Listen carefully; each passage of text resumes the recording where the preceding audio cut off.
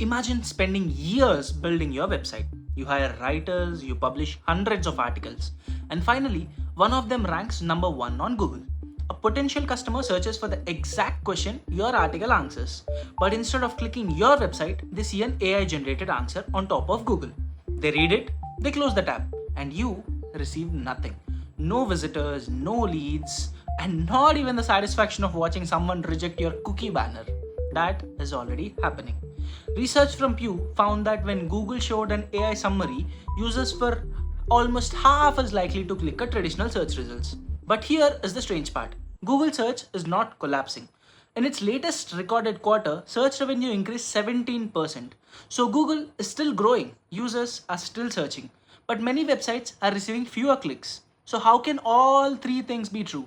Because Google is not killing search. Google is transforming search from a doorway to the internet into the final destination. And it is doing this for one reason. If Google does not disrupt its own business, ChatGPT might do it first.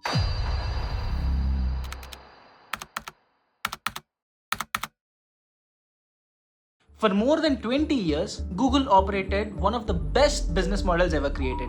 Websites produced information. Google organized the information. Users searched for it, and Google sent those users back to the websites. The websites received traffic, Google received attention. Advertisers paid Google for access to that attention. Everyone received something. A small publisher could reach millions of readers.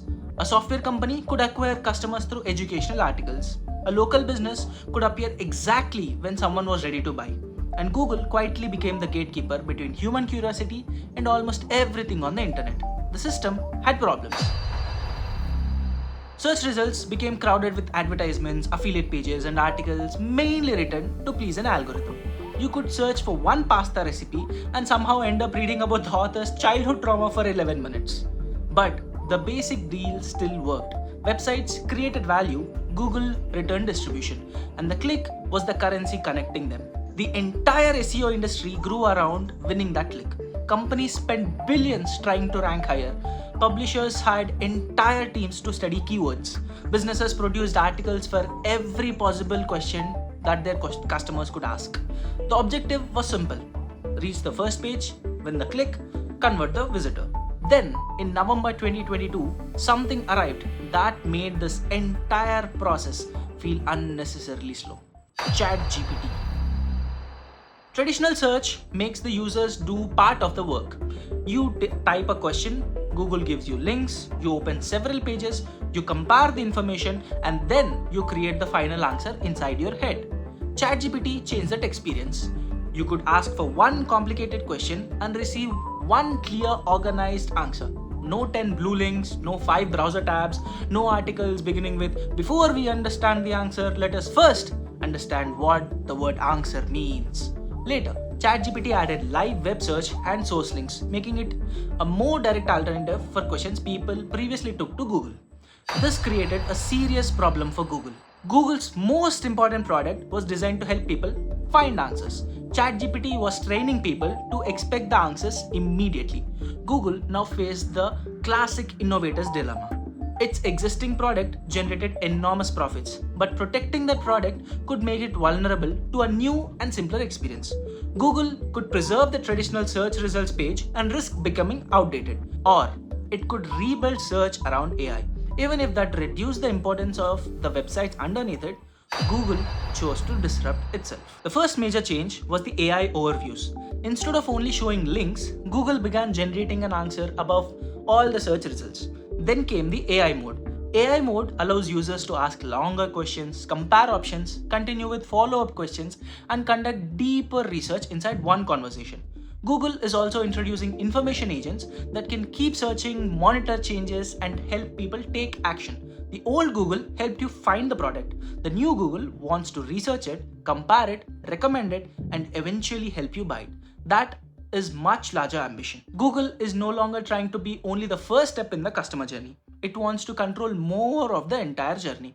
And this change is already operating at enormous scale. As of May 2026, Google said AI overviews had passed 2.5 billion monthly active users, and AI mode had passed 1 billion monthly active users in roughly just 1 year. Google said AI mode queries had more than doubled every quarter since launch. This is not an experiment hidden inside Google Labs. This is becoming the normal Google experience. Which brings us to the questions websites are now forced to ask. What happens when Google answers the question before the customer reaches us? In 2025, Pew Research analyzed almost 69,000 Google searches conducted by 900 American adults. When an AI summary did not appear, users clicked a traditional result in approximately 15% of visits.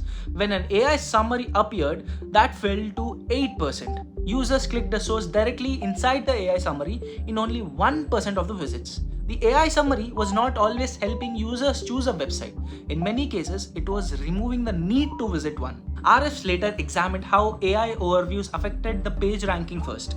Its analysis estimated when an AI overview appeared, clicks to number one organic results were approximately 58% lower than expected. This was an observational industry study, so it cannot prove that AI overviews caused every lost click, but it provides a strong directional signal. When Google places a complete answer above those links, fewer users need to use those links. Then researchers studied how the rollout affected Wikipedia.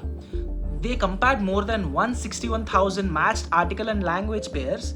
Their estimate was that exposure to Google AI overviews reduced traffic to affected English Wikipedia articles by approximately 15%. The decline was greatest for subject where a short summary could satisfy the user's questions. That final detail matters. AI search will not affect every website equally. Someone buying an expensive product may still need to visit several websites. Someone choosing a hospital, software platform, or financial service will probably want deeper information. But simple information content is far more vulnerable.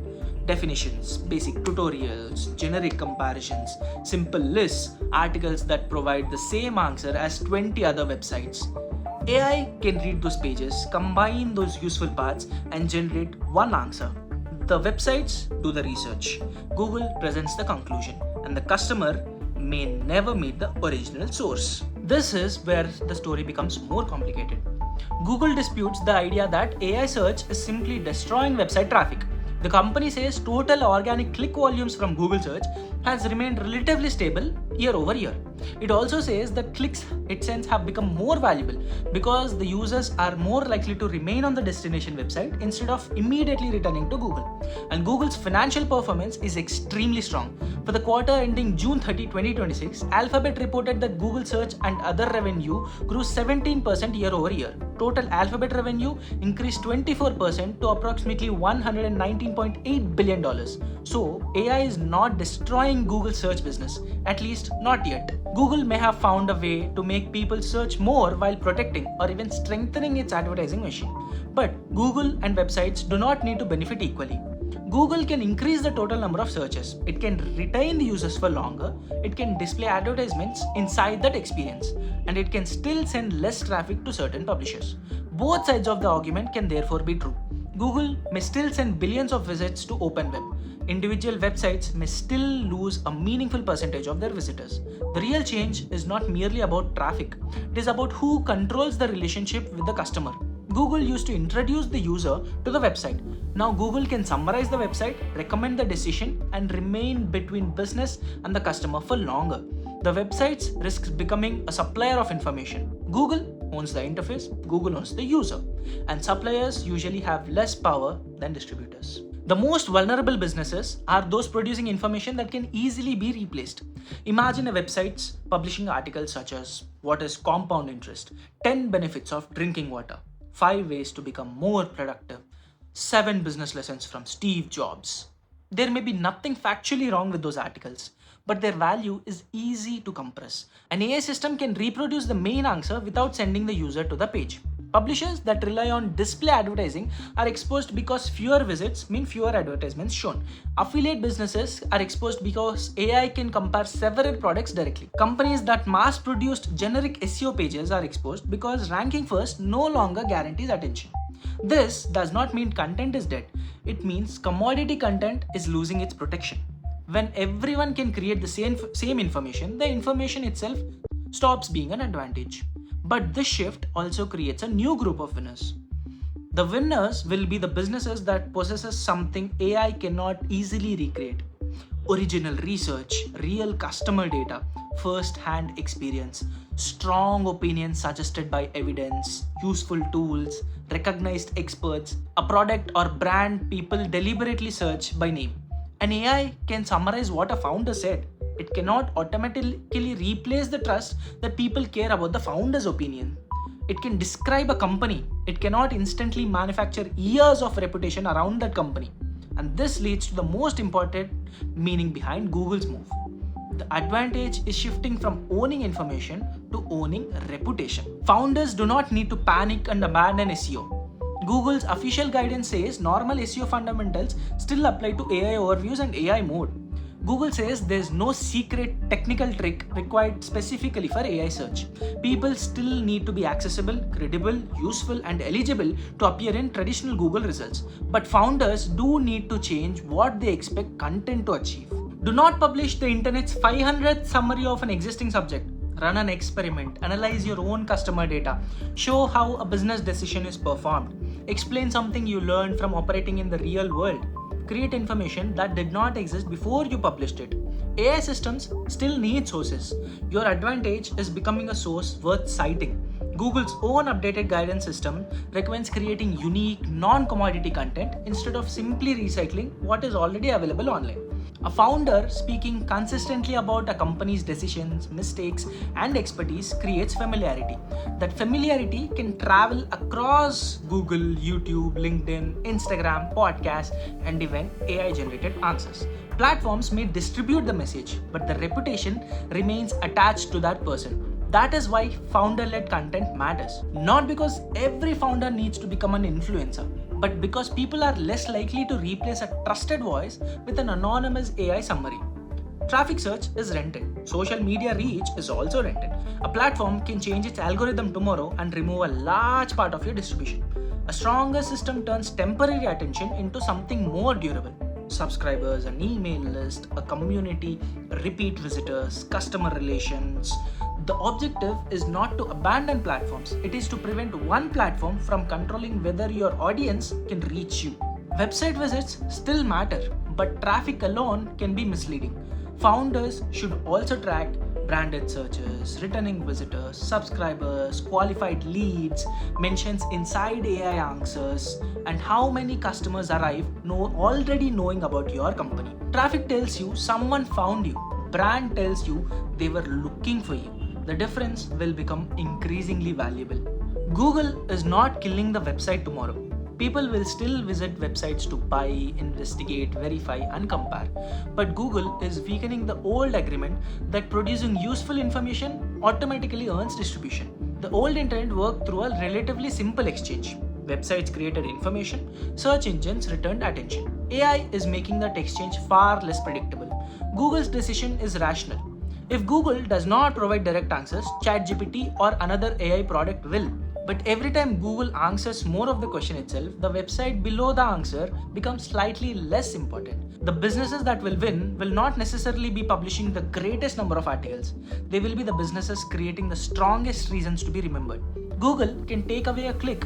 It can summarize your article, it can move your website lower on the page, but it is much harder to replace a reputation people already trust. That is Google's move. And this is what it means for founders.